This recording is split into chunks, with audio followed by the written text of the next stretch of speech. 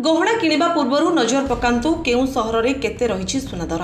जदि आपण सुना किणवा को योजना करूछंती तेबे जानंतु आजिर दाम। भारतीय बजार में 24 कैरेट सुना 1,58,890 टंका रही। सेपरी 22 कैरेट सुना मूल्य 1,45,650 टंका छुईंछि।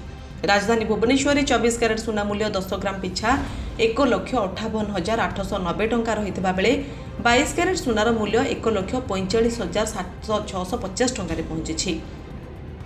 सेहीपरि मुंबई में 24 कैरेट सुना मूल्य 1,58,890 टंका रही बेले 22 कैरेट मूल्य 1,45,650 टंका कारबार करुछि।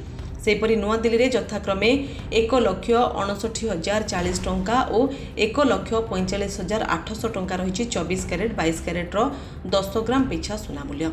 दक्षिण भारतर प्रमुख सहर चेन्नई में 1,60,690 और 1,47,300 टंका कारबार करुछि सुना मूल्य।